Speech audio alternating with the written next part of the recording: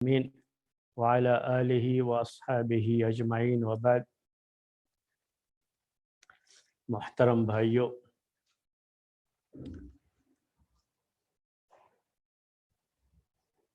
عثمان رضی اللہ تعالی عنہ کے دور خلافت کے تعلق سے بات آپ کے سامنے چل رہی ہے۔ عثمان رضی اللہ تعالی عنہ کا جو دور خلافت ہے اسی کے بارے میں یہ باتیں ہیں، اور بات آپ کے سامنے یہ آئی اس کے تعلق سے عثمان رضی اللہ تعالی عنہ کے دور خلافت کے تعلق سے کہ کس طریقے سے عثمان رضی اللہ تعالی عنہ نے لوگوں کو نصیحت کی تھی، اور کس طریقے سے انہوں نے ان کے جو گورنر تھے، اسی طریقے سے فوجوں کے جو کمانڈر تھے، ان کے سامنے انہوں نے کس طریقے سے چیزیں جو ہے واضح کی، ان کو نصیحتیں کی۔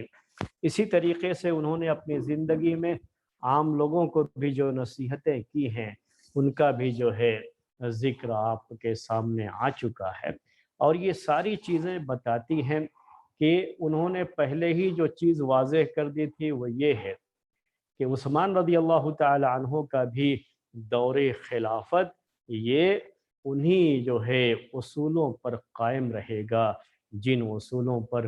ابوبکر رضی اللہ تعالی عنہ کا دور خلافت قائم تھا، اور جن جو ہے اصولوں اور ضابطوں پر جو ہے عمر رضی اللہ تعالی عنہ کا دور خلافت قائم تھا، اسی طریقے کو عثمان رضی اللہ تعالی عنہ بھی آگے بڑھائیں گے۔ یہ کوئی نئی چیز لانے والے نہیں ہیں، اور یہ آپ کو اچھی طرح سے پتہ ہے کہ اس زمانے میں خلافت کے لیے جو سب سے اہم چیز تھی، جو خلافت کے جو قوانین اور ضوابط تھے، یہ کیا تھے؟ کتاب و سنت، اور جو دو خلیفہ پہلے گزر چکے تھے عثمان رضی اللہ تعالی عنہ سے، ابو بکر اور عمر رضی اللہ تعالی عنہما، ان کا جو طریقہ رہا اپنے دور خلافت میں، اسی کو جو ہے عثمان رضی اللہ تعالی عنہ اپنے دور خلافت میں جاری رکھیں گے، یہ ان کا اعلان تھا۔ اس کے بعد انہوں نے اس کا بھی اعلان کر دیا صحابہ کے سامنے کہ امت کو یہ حق ہے کہ اگر خلیفہ سے کہیں کوئی غلطی ہوتی ہے تو اس کی جو ہے نشاندہی کریں، اس کا محاسبہ کریں، اور محاسبے کے تعلق سے خاص طریقے سے عثمان رضی اللہ تعالی عنہ نے یہ بات جو ہے لوگوں کے سامنے واضح کی ہے۔ صرف انہوں نے ہی نہیں، خود ابوبکر صدیق رضی اللہ تعالی عنہ نے بھی اپنی خلافت کے شروع میں جو پہلا خطبہ دیا تھا اس میں اس چیز کو واضح کر دیا تھا کہ اسلامی خلافت اس پر قائم ہوتی ہے۔ عمر رضی اللہ تعالی عنہ نے بھی اس کی طرف اشارہ کیا، اور عثمان رضی اللہ تعالی عنہ نے بھی اس کی طرف اشارہ کیا کہ خلافت ان کے ہاتھ میں ہے، اور جو ہے سلطہ جسے عربی میں کہتے ہیں، غلبہ جو ہے ان کو جو ہے حاصل ہوگا۔ وہ لوگوں کے خلیفہ ضرور ہیں، لیکن یہ بھی کہا تھا کہ اگر تم میرے اندر ایسی کوئی چیز دیکھتے ہو جو اللہ کی کتاب کے خلاف ہے، جو پیارے نبی صلی اللہ علیہ وسلم کی سنتوں کے خلاف ہے، جو کتاب و سنت کے خلاف اور جو خلفاء گزر چکے ہیں ان کے طریقوں کے خلاف اگر کوئی چیز دیکھتے ہو تو تم میرے پاؤں میں بیڑیاں ڈال سکتے ہو۔ اس کی اصلاح، اس کا مطلب ہوتا ہے اس کی اصلاح کرنا، اور یہ بات جو ہے ابوبکر صدیق رضی اللہ تعالیٰ عنہ نے بھی کی تھی، بلکہ پیارے نبی صلی اللہ علیہ وسلم نے اپنی حدیث الدین النصیحہ میں یہ بات ذکر فرمائی تھی کہ ائمہ یعنی جو خلفاء ہیں، جو امراء ہیں، ان کے ساتھ بھی نصیحت اور خیرخواہی، ان کے ساتھ ویل وشنگ اور خیرخواہی کیا ہے میرے بھائیوں؟ کہ ان سے کوئی غلطی ہو جائے تو اس کی اصلاح کی جائے، جو اصلاح کا طریقہ ہے اس طریقے کے مطابق ان کی اصلاح کی جائے۔ اس میں وہ چیز بھی داخل ہے، یعنی ائمہ کی خیرخواہی میں یہ چیز بھی داخل ہے۔ تو یہ ایک بات تھی میرے بھائیوں، اور جو ہے انہوں نے بالکل یہ چیز اپنے جو ہے گورنروں کے سامنے، جو ہے زکوٰۃ کا مال وصول کرنے کے لیے لوگ جاتے تھے ان کے سامنے، لشکروں کے جو سپہ سالار تھے چیف کمانڈر تھے، کمانڈر ان چیف تھے، ان کے سامنے بھی، ہر ایک کے سامنے یہ بات کلیئر کر دی تھی کہ حساب سے کوئی بچے گا نہیں، محاسبے سے کوئی بچے گا نہیں، اور ہر ایک کا محاسبہ کیا جائے گا، ہر ایک کا محاسبہ کیا جائے گا، اور پورے انصاف کے ساتھ اور پوری دیانتداری کے ساتھ جو ہے محاسبہ کیا جائے گا۔ آج ہمارے بعض لوگ بعض تنظیمیں چلاتے ہیں اور مختلف سینٹر وغیرہ جو ہے کے ذمہ دار ہوتے ہیں، ان سے اگر کوئی سینٹر کا حساب مانگ لے تو کیا کہتے ہیں، میرے باپ نے کبھی مجھ سے حساب نہیں مانگا، آپ کون ہوتے ہیں حساب مانگنے والے؟ پیارے نبی صلی اللہ علیہ وسلم نے اپنے صحابہ سے حساب مانگا ہے، اپنے صحابہ سے آپ ایک ایک پیسے کا حساب لیتے تھے میرے بھائیوں، جب جو ہے یہ کہیں ان کو زکوٰۃ کا مال وغیرہ وصول کرنے کے لیے بھیجتے تھے تو ایک ایک پیسے کا حساب لیتے تھے پیارے نبی صلی اللہ علیہ وسلم، اور اسی طریقے پر قائم تھے ابوبکر صدیق رضی اللہ تعالیٰ عنہ، اسی طریقے پر قائم تھے عمر رضی اللہ تعالیٰ عنہ، اور اسی طریقے پر قائم تھے عثمان رضی اللہ تعالیٰ عنہ، اور انصاف کے ساتھ، کوئی زور زبردستی کسی کے ساتھ نہیں، کوئی ناانصافی نہیں، ظلم نہیں، بلکہ انصاف کے ساتھ، کیونکہ اگر عدل نہ ہو، اگر انصاف نہ ہو، اگر مساوات نہ ہو تو پھر بدامنی پھیلتی ہے، وہیں سے انتشار پیدا ہوتا ہے، اور وہیں سے لوگوں میں اختلاف کی شروعات ہوتی ہے، لوگوں کو کچلا جا سکتا ہے، دبایا جا سکتا ہے ظلم و زیادتی سے، لیکن یہ بہت دن تک چلنے والی چیز نہیں ہوتی ہے، کبھی نہ کبھی اس ظلم اور ناانصافی کے خلاف آوازیں بلند ہو جائیں گی، اور کبھی نہ کبھی آتش فشاں پہاڑ پھٹ پڑے گا اس کے خلاف، لاوا بن جائے گا، شعلے جو ہے لاوا بن کر کے جب پھٹ جائیں گے تو ہر طرف انتشار ہی انتشار ہو جائے گا۔ تو میں آپ سے کہہ رہا تھا کہ عدل و انصاف کے ساتھ، عدل و مساوات کے ساتھ یہ اسلامی جو ہے خلافت قائم رہی ہے۔ میں آپ کو عثمان رضی اللہ تعالی عنہ کے دور کی ایک دو مثالیں پیش کرتا ہوں، کس طریقے سے محاسبہ بھی ہوتا تھا اور کس طریقے سے عدل اور انصاف اس کے تقاضوں کو پورا کیا جاتا تھا۔ عثمان رضی اللہ تعالی عنہ کے دور خلافت میں ہوا یہ، انہوں نے خود یہ بات کہہ رکھی تھی، شروع میں یہ بات کہی تھی کہ میں ضعیف کے ساتھ ہوں، اگر کسی پر ظلم ہوا ہے، کوئی مظلوم ہے، تو میں اس کے ضعیف کے ساتھ، اس مظلوم کے ساتھ کھڑا رہوں گا جب تک کہ ظالم سے اس کے ظلم کی سزا ظالم کو نہ دے دوں۔ تو یہ انہوں نے اعلان کیا تھا۔ ان کے دور میں ایسا ہوا کہ ولید بن عقبہ جو ان کے رشتہ دار ہوتے تھے، کہ ان کے رشتہ دار عثمان رضی اللہ تعالی عنہ کے رشتہ دار تھے یہ ولید بن عقبہ۔ تو ولید بن عقبہ انہوں نے، یہ جو ہے گورنر تھے، کوفے کے گورنر تھے یہ، اور انہوں نے شراب پی لی تھی۔ ان کے شراب پینے کی شکایت خلیفہ وقت عثمان رضی اللہ تعالی عنہ کے سامنے کی گئی کہ انہوں نے شراب پی تھی۔ ولید بن عقبہ جو ان کے بھائی ہوتے تھے، یاد رکھیے گا، یہ بھائی کیسے، جس کو ہم اخیافی بھائی کہتے ہیں، یعنی ماں ایک اور باپ الگ الگ جو ہے، اسی لیے ولید بن عقبہ ہیں اور یہ عثمان بن عفان ہیں۔ ان کے باپ کا نام تو عفان ہے، ان کے باپ کا نام کیا ہے، عقبہ ہے، لیکن ماں دونوں کی ایک، بھائی تھے ان کے۔ انہوں نے گورنر بھی نہیں بنایا تھا، گورنر وہ پہلے سے چلے آ رہے تھے، یعنی عمر رضی اللہ تعالیٰ عنہ کے دور میں گورنر تھے۔ اس کے بعد جیسے ہی ان کو شکایت ملی اور یہ ثابت ہو گیا کہ انہوں نے شراب پی تھی، تو صرف اس وجہ سے کہ یہ میرے بھائی ہیں، میں اپنے بھائی کا خیال رکھوں، میرے رشتہ دار ہیں اور میں خلیفہ ہوں، میں جو چاہوں گا وہ کروں گا، ایسا کچھ نہیں۔ فوری طور پر ان کے خلاف گواہ طلب کیے گئے جو ثابت جس سے ہو سکے کہ انہوں نے شراب پیا ہے اور جیسے ہی ثابت ہو گیا کہ انہوں نے شراب پیا ہے، ان کا شراب پینا ثابت ہو گیا، فوری طور پر کیا کیا خلیفہ وقت نے؟ ان کو گورنری سے معزول کر دیا، نکال دیا، اور علی رضی اللہ تعالی عنہ کو حکم دیا کہ ان کو کوڑے لگائے جائیں، جو شراب پینے والے کی اسلام میں سزا ہے، جسے حد کہتے ہیں، جو شارب خمر کی حد ہے، وہ حد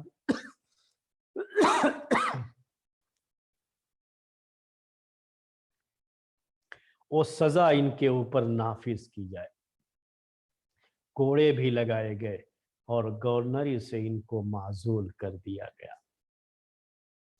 اور بادشاہ وقت، خلیفہ وقت، حاکم وقت کی رشتہ داری کچھ بھی کام نہیں آئی۔ یہ ہوتا ہے انصاف کہتے ہیں اس کو، اسے عدل کہتے ہیں میرے بھائی۔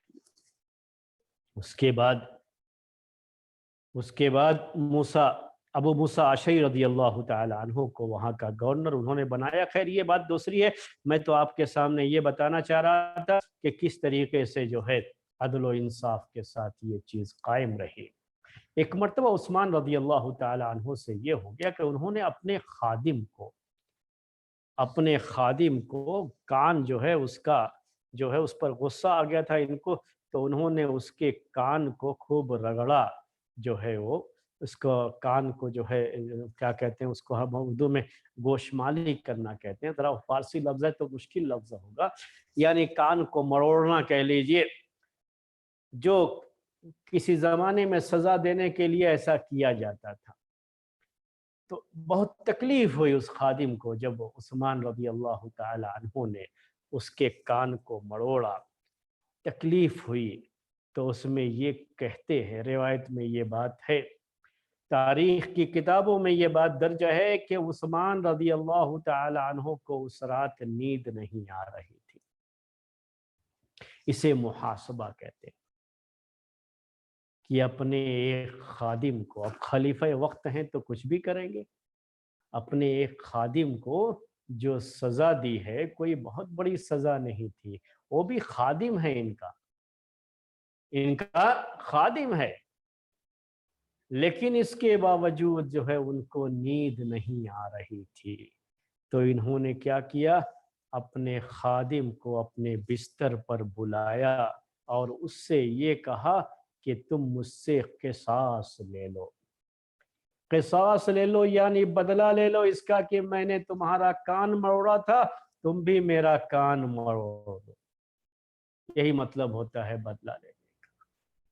تاکہ مجھے سکون ہو جائے کہ کہیں میں نے تم پر کوئی ظلم تو نہیں کر دیا ہے۔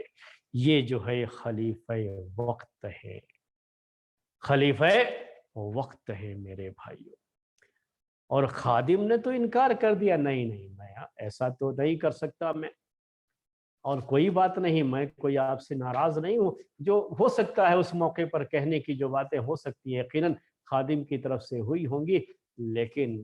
عثمان رضی اللہ تعالی عنہ سمجھتے تھے کہ یہ اس کا انکار اپنی جگہ پر ہے، اس لیے کہ وہ خادم ہے۔ انہوں نے اصرار کیا نہیں، مجھے مجھ سے قصاص لینا ہوگا، اور جب ان کا یہ اصرار دیکھا خادم نے، تو آخرکار اس نے ان کی اطاعت کرتے ہوئے ان کا کان مروڑ دیا۔ تو یہ خلیفہ وقت ہوتا تھا میرے بھائیوں۔ اسی لیے یہ خلیفہ لوگوں کے سامنے بیٹھتا تھا، لوگوں کے پاس بیٹھتا تھا، لوگوں سے جو ہے گھلا ملا رہتا تھا، تنہا رات میں نکل بھی جاتا تھا گشت کرنے کے لیے، اور اسے کوئی ڈر نہیں ہوتا تھا۔ ڈر تو ان کو ہوتا ہے جو لوگوں پر ظلم کرتے ہیں، پریشان تو وہ ہوتے ہیں جو لوگوں پر ظلم کرتے ہیں، نہ جانے کون مظلوم جو ہے آپے سے باہر ہو کر کے کب اپنے جو ہے اوپر کیے گئے ظلم کا بدلہ لے لے۔ تو یہ تو بات تھی عدل و انصاف کی اور محاسبے کی، کہ ہر کوئی اپنا محاسبہ کرے۔ یہ عثمان رضی اللہ تعالی عنہ بڑی سختی کے ساتھ لوگوں سے یہ بات کہا کرتے تھے۔ اس کے بعد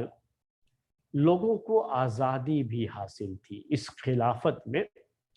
आज़ादी भी हासिल थी। इसके पहले भी अबू बकर रज़ी अल्लाह तआला अन्हु के दौर खिलाफत में भी, उमर रज़ी अल्लाह तआला अन्हु के दौर खिलाफत में भी, और अब उस्मान रज़ी अल्लाह तआला अन्हु दौर खिलाफत है। तो ये जो खिलाफत राशिदा है, इसकी एक अहम बात ये भी थी, और ये उस्मान रज़ी अल्लाह तआला अन्हु के दौर में भी बाकी रही ये चीज़, बाद में भी रही है, कि ये लोगों को आज़ादी है अपनी बात रखने की।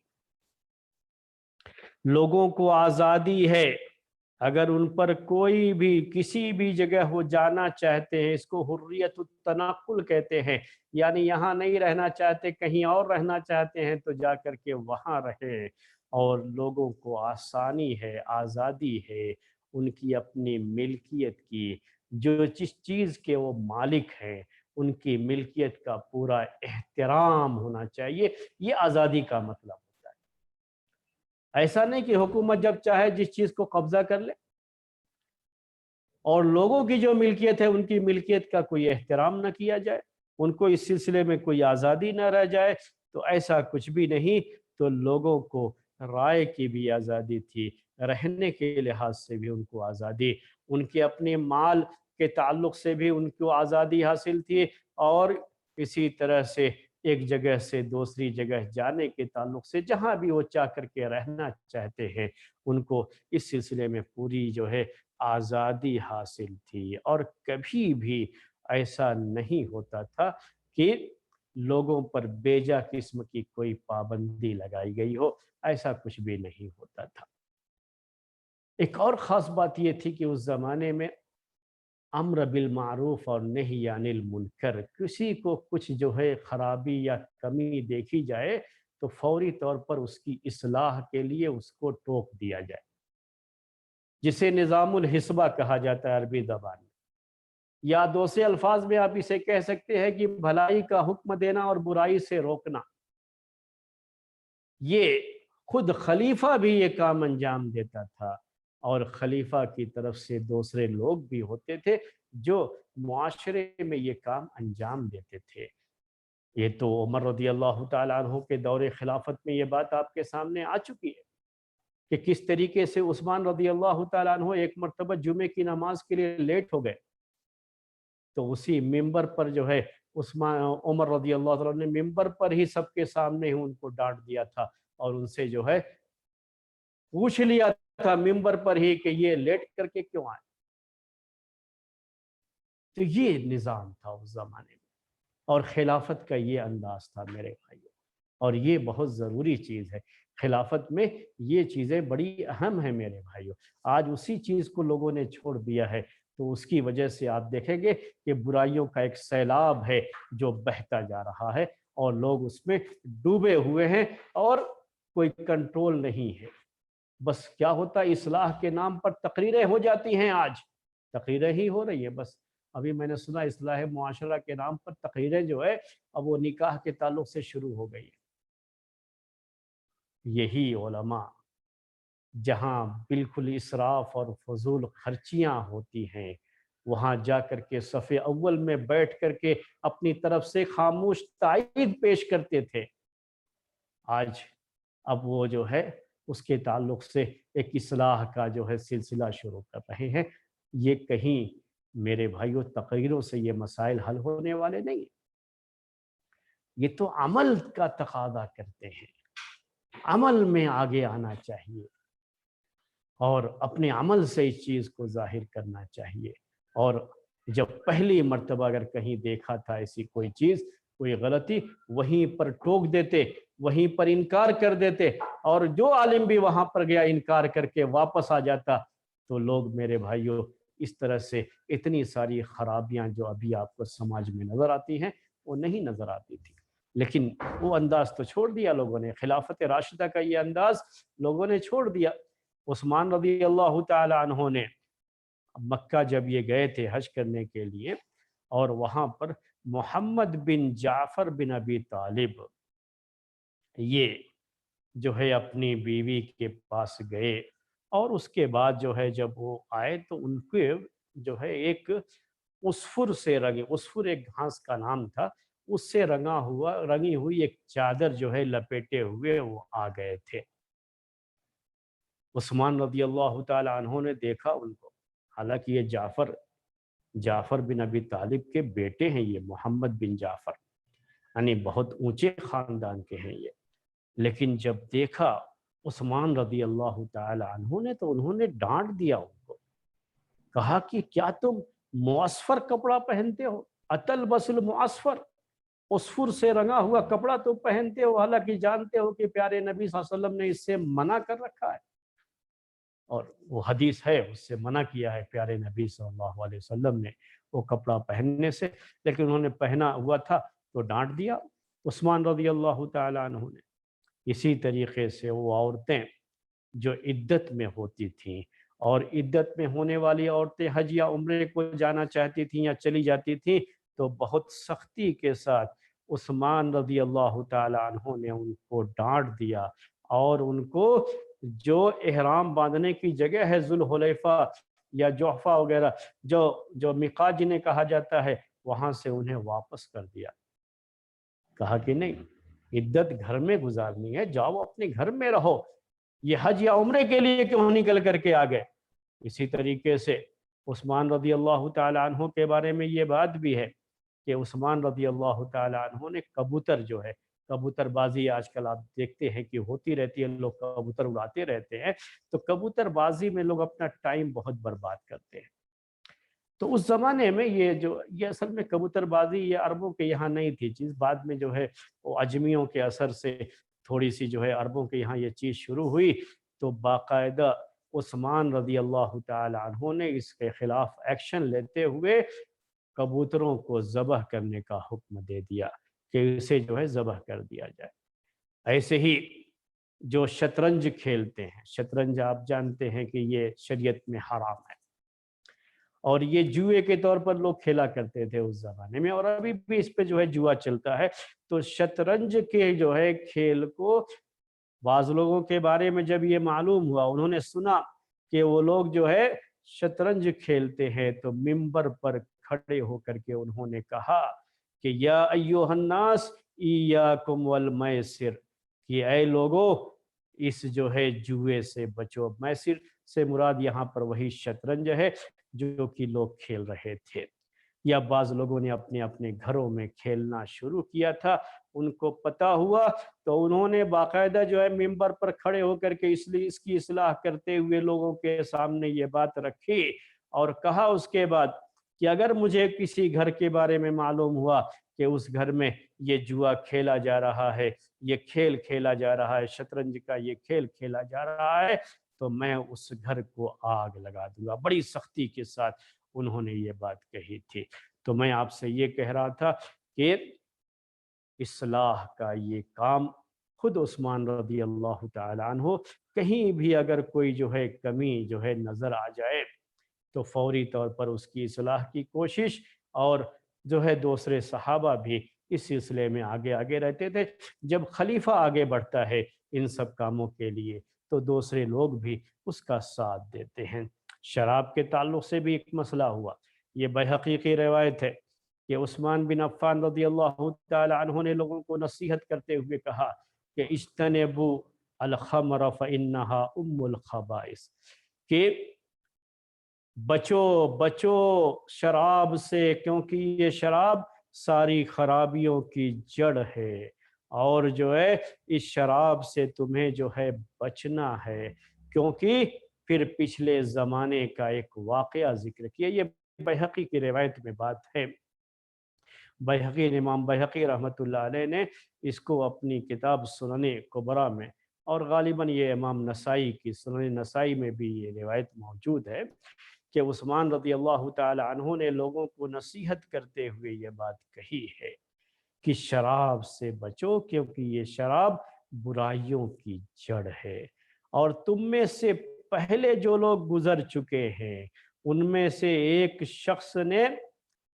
جو کہ بڑا نیک آدمی تھا اور بڑا پرہیزگار آدمی تھا، لیکن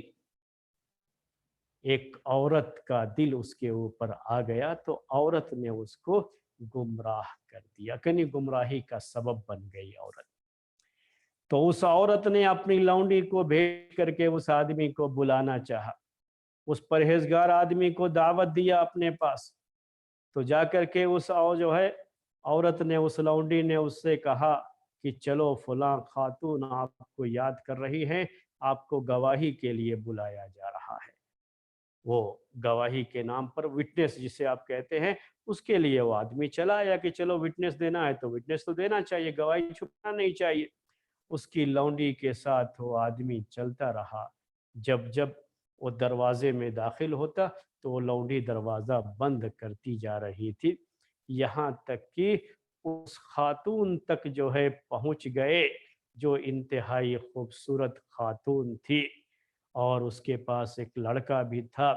اور وہاں پر شراب کے مٹکے بھی تھے، یعنی شراب کے جو ہے برتن جس میں شراب جو ہے رکھی ہوئی تھی۔ اس کے بعد کیا ہوا؟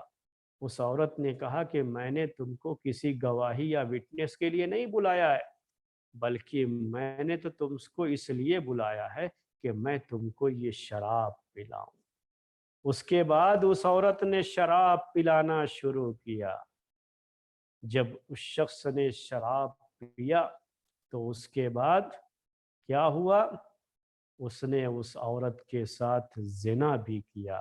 اور جو لڑکا تھا وہاں پر اس کو قتل بھی کر دیا۔ تو ایک شراب ایک ایسا گناہ ہے، یہ شراب پینا یہ ایسی بری حرکت ہے کہ جب آدمی شراب پی لیتا ہے تو دوسرے گناہ کرنا بھی اس کے لیے آسان ہو جاتا ہے۔ تو کہا عثمان رضی اللہ تعالیٰ عنہ نے، فَاجْتَنِبُوا الْخَمْرَ، تم شراب سے بچو، شراب سے بچو۔ کہا اللہ کی قسم، ایمان اور ہمیشہ شراب پینا یہ دونوں اکٹھا نہیں ہو سکتے۔ یہ جو ہے عثمان رضی اللہ تعالی عنہ نے لوگوں کو نصیحت کرتے ہوئے کہی بات۔ اور میں نے آپ سے ابھی کہا کہ جو نئے نئے علاقے فتح ہو رہے تھے اور نئے نئے مسلمان ہو رہے تھے، ان علاقوں میں بہرحال شراب کا رواج تو پہلے سے چلا آ رہا تھا، اور ہر جگہ شراب پی جاتی تھی، تو اس لیے اس طرح کی نصیحت کی ضرورت بھی بہت زیادہ تھی، اور واقع والے میں بہت زیادہ جو ہے اس کا خیال بھی کیا گیا، اصلاح کی کوشش کی گئی، تو اصلاح بھی ہوئی میرے بھائیوں۔ عثمان رضی اللہ تعالی عنہ جب خطبے دیا کرتے تھے تو اپنے خطبوں میں خاص طریقے سے وہ لوگوں کو آخرت کی یاد دلاتے تھے، آخرت کی یاد، خطبوں میں آخرت کی یاد دلاتے۔ ایسا کیوں ہوا تھا کہ اب عمر رضی اللہ تعالی عنہ کے دور خلافت سے جو فتوحات کا سلسلہ شروع ہوا، جس کا ذکر پہلے آپ کے سامنے آ چکا ہے، قیصر کا علاقہ فتح ہوا، کسریٰ کا علاقہ فتح ہوا، اور وہ خزانے مسلمانوں کے ہاتھ میں آ گئے تھے، اسلامی حکومت کے ہاتھ میں آ گئے تھے، اور جب دولت کی فراوانی ہو گئی اور دولت لوگوں کے پاس بہت آ گئی، تو ڈر ہوتا ہے ایسے موقع پر میرے بھائیوں کہ لوگ آخرت کو بھول جائیں گے، اور یہ وقت ہوتا ہے اہم وقت کہ انہیں آخرت کو یاد دلایا جائے۔ اور عثمان رضی اللہ تعالی عنہ سے بہتر شخص کون ہو سکتا ہے اس میں،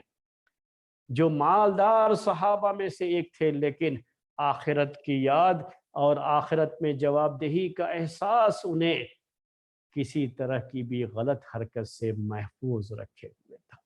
اللہ تعالیٰ کی توفیق سے، اس کی تائید سے وہ اس سے بچے ہوئے تھے، تو دنیا ان کے قدموں میں تھی میرے بھائیوں۔ عثمان رضی اللہ تعالیٰ عنہ بہت مالدار صحابی تھے، دنیا ان کے قدموں میں تھی، انہوں نے دنیا کی یہ دولت دیکھی تھی اور اسی میں پلے بڑھے تھے، اور وہ جانتے تھے کہ اس دولت کے فتنے کیا ہوتے ہیں اور کتنی آزمائشوں میں یہ انسان پڑ جاتا ہے۔ انہوں نے لوگوں کو نصیحتیں کی جب لوگوں کے پاس دولت کی فراوانی ہوتی گئی۔ اسی طریقے سے لوگوں کو بہت نصیحت کرتے تھے اس بارے میں کہ لوگ اچھے اخلاق کو اپنائیں۔ عثمان رضی اللہ تعالیٰ عنہ کے تعلق سے تو یہ بات آپ نے بارہا سنی ہے کہ یہ بہت ہی شرمیلے آدمی تھے، حیا ان کا خاص وصف تھا، حیا۔ اور حیا جس کے بارے میں کہا ہے اللہ کے رسول صلی اللہ علیہ وسلم نے کہ فَإِنَّ الْحَيَاءَ لَا يَأْتِي إِلَّا بِخَيْرٍ، کہ یہ حیا یہ شرم و حیا انسان کے پاس خیر ہی خیر اس سے ہوتا ہے، یہ خیر کو کھینچ کر کے یہ عادت انسان کے پاس لاتی ہے۔ اور آپ تو یہ جانتے ہیں کہ عثمان رضی اللہ تعالی عنہ کو خود اللہ کے رسول صلی اللہ علیہ وسلم نے کہا تھا کہ الا استحی من رجل تستحی منہ الملائکہ، کہ میں اس آدمی سے کیوں نہ حیا کروں، کیوں نہ جو ہے شرم کروں جس آدمی سے فرشتے بھی حیا کرتے ہیں۔ ایک مرتبہ پیارے نبی صلی اللہ علیہ وسلم بیٹھے ہوئے تھے، تو آپ کی یہ جو ہے یعنی پیر کا حصہ ہے، گھٹنے سے اوپر کا جو حصہ ہے جسے ہم ران کہتے ہیں، آپ جو ہے لنگی پہنتے تھے یا کہیے نیچے جو ہے ازار باندھتے تھے، تو اوپر جو ہے وہ اٹھائے ہوئے تھے۔ گرمی کے موسم میں عام طریقے سے لوگ ایسا کرتے ہیں۔ ابوبکر رضی اللہ تعالی عنہ آئے،